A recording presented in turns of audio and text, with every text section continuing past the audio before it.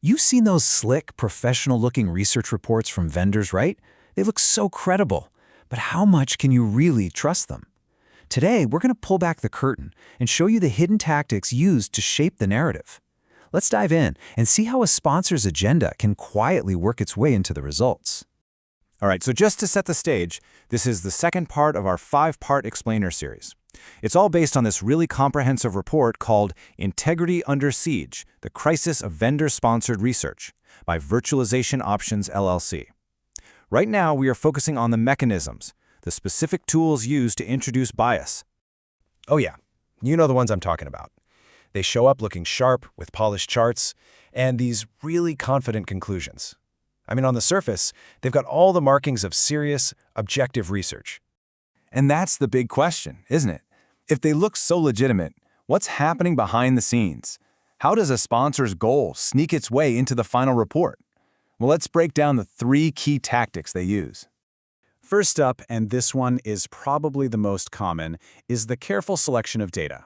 Look, it's not about making up numbers. It's about telling only one very specific, very convenient part of the story. I mean, take a headline like this one. It's designed to set off alarm bells, right? It creates this sense of urgency, and it's meant to make you think, oh no, I'm falling behind. This number isn't just a fact, it's a hook, perfectly engineered to grab your attention and point you straight to the sponsor's product. You know, the technical term for this is cherry picking. And it is exactly what it sounds like. You just walk past all the data that complicates your story, that maybe doesn't look so good, and you pick only the shiniest, juiciest facts that perfectly support the conclusion you wanted all along. This comparison just lays it all out, doesn't it? On one side, you have that big, scary number. But on the other, you have what's missing, the context. You got to ask, what about the 12% who aren't hemorrhaging costs? And how are we even defining hemorrhaging? Without that context, the statistic is really just a marketing tool, not real research. But messing with the data is just the start. The next tactic is all about controlling the message itself, making absolutely sure nothing undesirable ever gets out. So here's the playbook. Step 1. The sponsor says they need to review the report before it's published. It sounds kind of reasonable, but in reality, it's a gate. Step 2. That gate lets them censor anything critical or, soften the language on anything that might not look great for them. And the end result? The report's credibility is shot before you even get a chance to read it. Okay, but what about the really sneaky stuff? That brings us to our third tactic, the hidden hands that guide the story without leaving any obvious fingerprints. This is way harder to spot. You might be reading what you think is an impartial analysis, but surprise, it's actually content marketing that a vendor paid for. Or that industry expert you follow on social media, well, they might be getting paid for their positive opinions without ever telling you.